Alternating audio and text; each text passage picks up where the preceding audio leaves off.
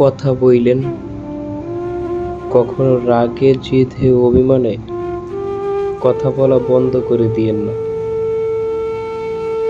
আমরা কতক্ষণ বাঁচব কেউ কি জানি?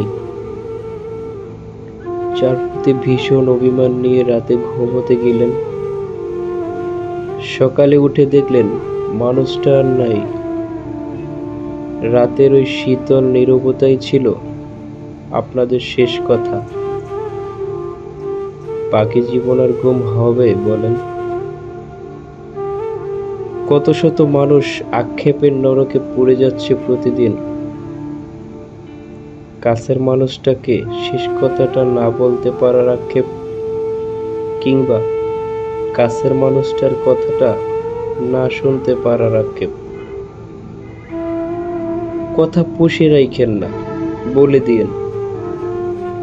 কথা আসলে পুষে রাখার জিনিসই না। ওরা বুনো হাঁসের মতো, ওদের স্বচ্ছ জলে সাঁতরে বেড়ানোর কথা। অভিমানের ব্যারিকেডে আটকে গিয়ে বুকের ভেতরে বন্দি থাকলে ওরা আসলে বাঁচে না, বাঁচতে পারে না। ঠোঁটের খামে করে কথাগুলো তার প্রাপকের ঠিকানায় পৌঁছে দিয়েন, সম্ভব হলে এই মুহূর্তে, এক্ষুনি। একবার দেরি হয়ে গেলে দেখবেন ঠিকানাটা ঠিকই আছে, মানুষটা আর নেই।